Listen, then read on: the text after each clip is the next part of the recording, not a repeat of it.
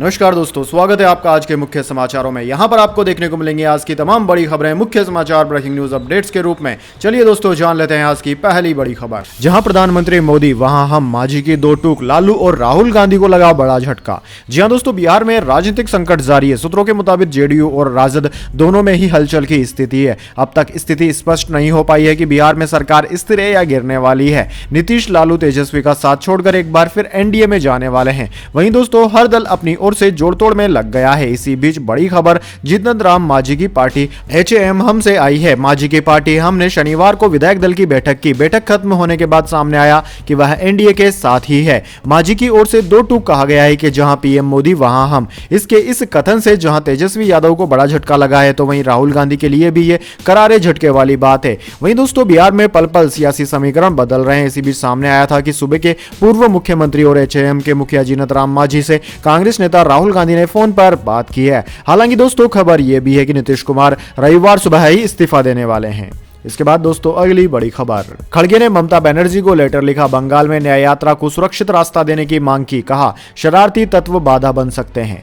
जी हां दोस्तों, असम के बाद राहुल गांधी की भारत जोड़ो न्याय यात्रा पश्चिम बंगाल में एंट्री कर चुकी है। इसी बीच कांग्रेस अध्यक्ष मल्लिकार्जुन खड़गे ने यात्रा में किसी तरह की बाधा या परेशानी न हो, इसके लिए पश्चिम बंगाल की मुख्यमंत्री ममता बनर्जी को लेटर लिखा है। उन्होंने ममता बनर्जी से यात्रा को सुरक्षित मार्ग सुनिश्चित करने की मांग की है। खड़गे ने लेटर में ममता से कहा कि आपको पता ही होगा कि आपके पड़ोसी राज्य असम में न्याय यात्रा को रोकने की कोशिश की गई। यह राजनीतिक उकसावे पर किया गया है, लेकिन हमारे कैडर ने इसका बहादुरी से सामना किया। अब यात्रा अगले कुछ दिनों में बंगाल से होकर गुजर रही है। मुझे अवगत कराया गया है कि कुछ शरारती तत्व फिर से यात्रा में बाधा बन सकते हैं, इसलिए सुरक्षा सुनिश्चित करें।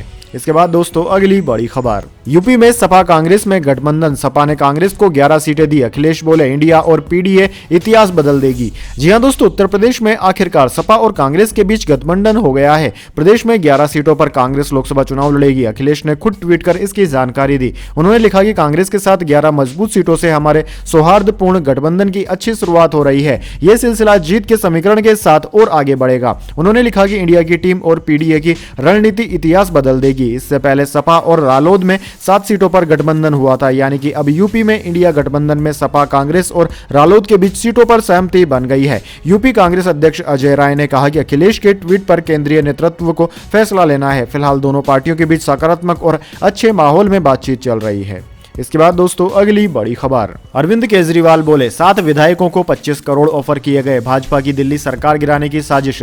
चाहते हैं मुझे अरेस्ट करें, फिर MLA तोड़े।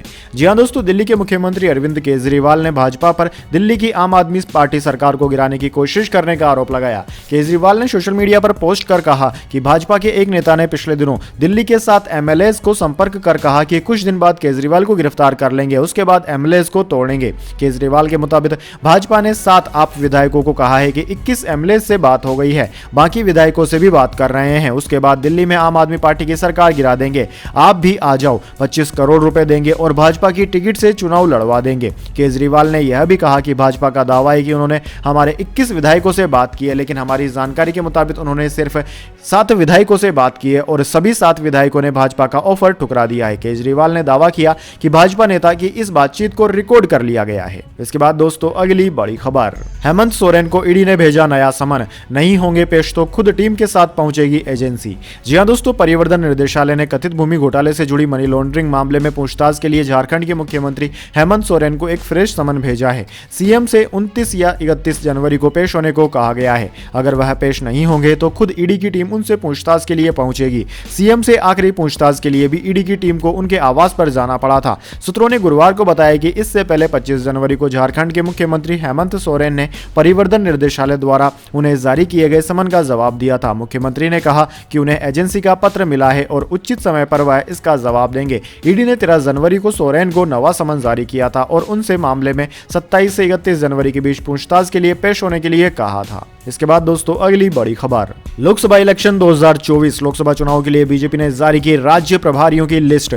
जय पांडा को दिया बड़ा जिम्मा। जी हां दोस्तों, भारतीय जनता पार्टी ने आगामी लोकसभा चुनाव के लिए शनिवार को प्रदेश प्रभारियों और सह प्रभारियों के नाम जारी कर दिए। बीजेपी के राष्ट्रीय उपाध्यक्ष और प्रवक्ता बैजयंत जय पांडा को उत्तर प्रदेश राज्य का प्रभारी नियुक्त किया गया है। इसी बीच पूर्व केंद्रीय मंत्री प्रकाश जावड़ेकर को दक्षिण राज्य केरल का प्रभारी नियुक्त किया गया है। बीजेपी ने अप्रैल मई में होने वाले चुनावों के लिए चुनावी बिगुल फूंकते हुए हुए 2 दिन पहले अपना अभियान थीम सॉन्ग और वीडियो तभी तो सब मोदी को चुनते हैं लॉन्च किया था। इसके बाद दोस्तों अगली बड़ी खबर, जीएसटी ज्वाइंट कमिश्नर के साथ 1 करोड़ की ठगी, शेयर मार्केट में इन्वेस्टमेंट के नाम पर बनाया शिकार।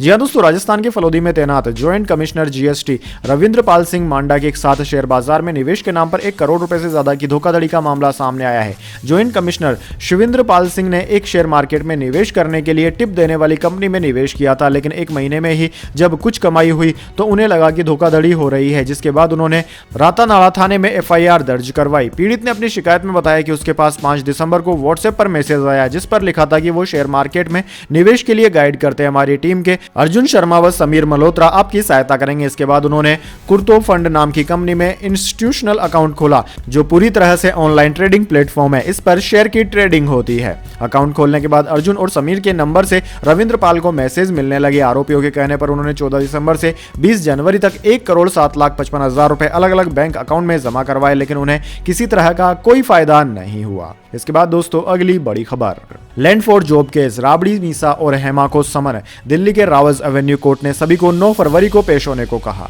जी हां दोस्तों, लाली परिवार की मुसीबतें बढ़ती दिख रही है। रेलवे में जमीन को लेकर नौकरी देने के मामले में दिल्ली के रावज एवेन्यू कोर्ट ने बिहार की पूर्व सीएम राबड़ी देवी, उनकी बेटी मीसा भारती, हेमा यादव और अन्य आरोपियों को समन जारी किया है। दिल्ली के रावज एवेन्यू कोर्ट ने ईडी की चार्जशीट पर संज्ञान लेते हुए सभी आरोपियों को 9 फरवरी को अदालत में पेश होने को कहा है। अदालत ने व्यवसायी अमित कात्याल के लिए प्रोटेक्शन वारंट भी जारी किया है, जो फिलहाल न्यायिक हिरासत में है। विशेष न्यायाधीश विशाल गोगने ने आदेश पारित करते हुए कहा कि संज्ञान लेने के लिए पर्याप्त आधार हैं।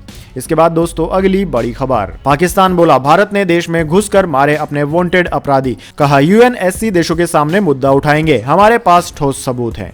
जी हां दोस्तों, पाकिस्तान के विदेश सचिव साइरस काजी ने कहा है कि वो भारत के खिलाफ यूएनएससी के सदस्य देशों के साथ बातचीत करेंगे। दरअसल पाकिस्तान ने गुरुवार को भारत पर उनके 2 नागरिकों की हत्या का आरोप लगाया। Pakistani media the express Tribune के मुताबिक काजी ने कहा कि भारत उन पाकिस्तानियों को टारगेट कर रहा है जो उनके देश में वांटेड है। काजी ने आगे कहा कि हम यह मुद्दा अमेरिका कनाडा के सामने भी उठाएंगे। दरअसल पिछले कुछ महीनों के अंदर कनाडा ने खालिस्तानी आतंकी निज्जर की हत्या और अमेरिका ने आतंकी पन्नू की हत्या की कोशिश के पीछे भारत के एजेंट का हाथ होने का दावा किया था। दोनों ही मामलों में फिलहाल जांच चल रही है।